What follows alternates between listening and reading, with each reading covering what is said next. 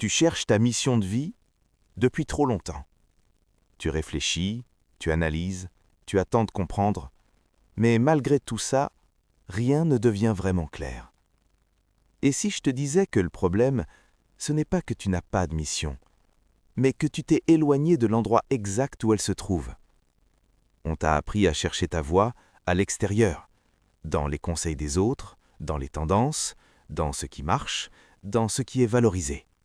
Alors tu observes, tu vois des gens réussir, tu vois des parcours inspirants, et tu te demandes pourquoi eux et pas moi. Mais ce que tu ne vois pas, c'est que plus tu cherches dehors, plus tu t'éloignes de toi-même. Et c'est là que tout se bloque. Imagine quelqu'un qui passe des années à chercher sa voie. Il consomme du contenu, il réfléchit énormément, il attend le déclic parfait. Mais au fond, il ne s'écoute jamais vraiment. Parce qu'il a appris à faire taire cette petite voix, celle qui doute, celle qui ressent, celle qui attire vers des choses inexpliquées. Alors il l'ignore, et il continue à chercher ailleurs ce qui a toujours été en lui. Voici la vérité. Ta mission de vie n'est pas cachée quelque part dans le monde. Elle est déjà là. Mais elle ne parle pas fort, elle ne crie pas, elle murmure. Et le problème, c'est que tu vis dans un monde qui t'empêche d'entendre ces murmures. Tu sais, si on prend le temps de faire ces vidéos, ce n'est pas juste pour parler. C'est parce qu'on sait ce que ça fait de se sentir perdu, de chercher sans trouver, de douter sans réponse. Chaque vidéo que tu vois ici, c'est des heures de réflexion, de remise en question, de vérité qu'on essaie de transmettre avec sincérité. Si tu ressens que ça te parle vraiment, abonne-toi maintenant, pas juste pour soutenir, mais pour faire partie de ce chemin, parce que tu n'es pas seul. On continue. Ce que tu cherches ne se trouve pas dans une réponse toute faite, ça se ressent. Au fond de toi, il y a une direction, pas une réponse claire, mais une attirance subtile. Regarde bien. Les sujets qui t'attirent naturellement, les personnes que tu admires profondément, les vies qui te fascinent sans que tu comprennes pourquoi. Ce ne sont pas des coïncidences, ce sont des indices, des fragments de vérité sur toi-même. Et ça, ce n'est pas nouveau. Les plus grandes personnes de ce monde n'ont pas trouvé leur voie en suivant les autres. Elles ont écouté quelque chose en elles. Prenons Albert Einstein. Il ne suivait pas le système classique. On le considérait comme différent, lent à l'école. Mais il a dit un jour « Je n'ai pas de talent particulier, je suis simplement passionnément curieux ». Cette curiosité, ce n'était pas logique, c'était intérieur, et il l'a suivi. Encore plus fort, il disait « La seule chose vraiment précieuse, c'est l'intuition ». Regarde Martin Luther King Jr.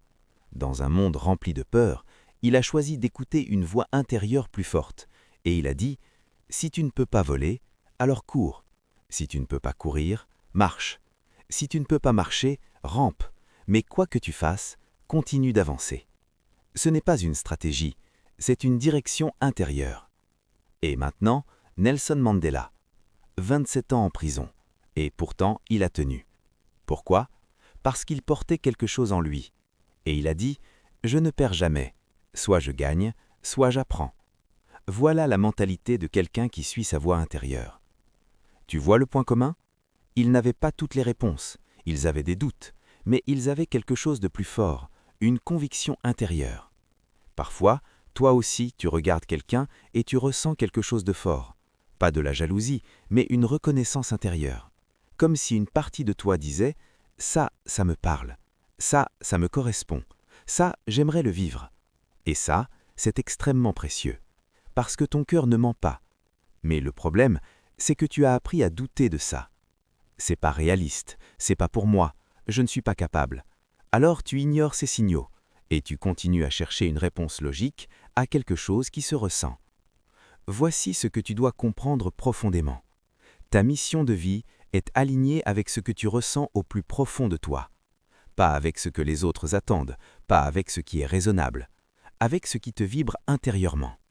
Et ces grandes figures nous ont déjà montré le chemin. Albert Einstein suivait son intuition, Martin Luther King Jr. suivait sa vision, Nelson Mandela suivait sa conviction. Aucun d'eux n'attendait d'être sûr à 100%. Clé 1. Apprends à écouter les murmures.